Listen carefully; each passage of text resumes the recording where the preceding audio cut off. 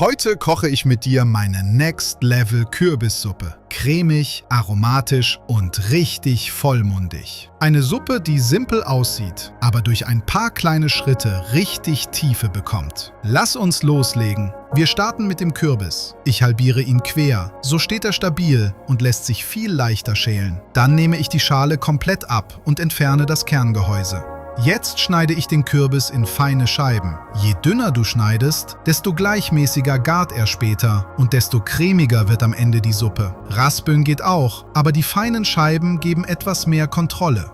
Ich salze den Kürbis leicht und lasse ihn etwa 30 Minuten ziehen. Dadurch verliert er etwas Flüssigkeit und das Aroma wird konzentrierter.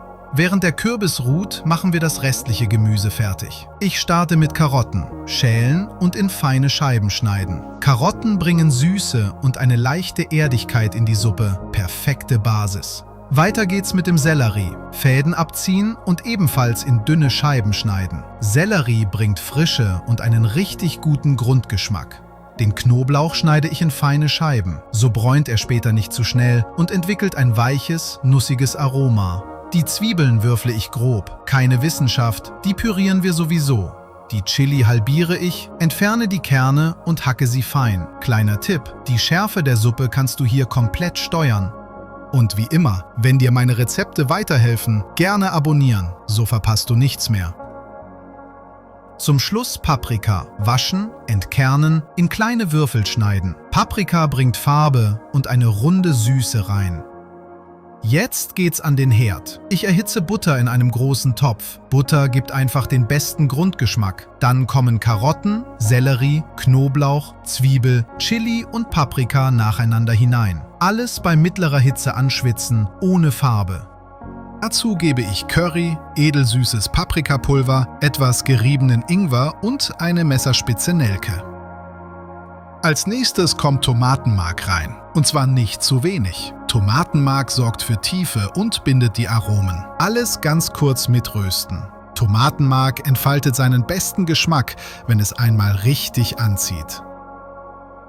Kürbis hatte jetzt genug Zeit. Ich gebe ihn in ein Sieb und lasse ihn abtropfen. Wer möchte, kann auch leicht ausdrücken, aber abtropfen reicht völlig. Jetzt kommt der abgetropfte Kürbis dazu. Das Ganze lasse ich ein paar Minuten schmoren, damit sich alles verbindet. Dann gieße ich Geflügelfond und den aufgefangenen Kürbissaft an. Beides zusammen gibt die perfekte Balance zwischen Würze und natürlichem Kürbisgeschmack. Jetzt würzen. Salz, Pfeffer. Und dann 20 bis 25 Minuten sanft köcheln lassen. Jetzt machen wir die Zimtcroutons. Dafür Toastbrot oder Weißbrot ohne Rinde würfeln, in Butter goldbraun rösten und danach mit einer kleinen Prise Zimt und etwas Salz mischen.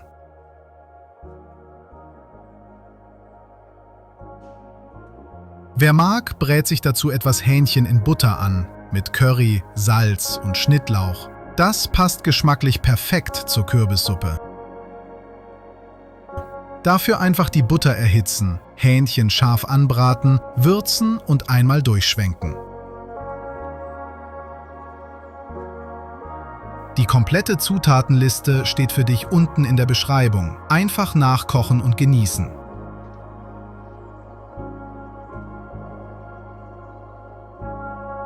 Zum Schluss kommen Sahne und Kokosmilch dazu. Die Kombination macht die Suppe richtig cremig und rund.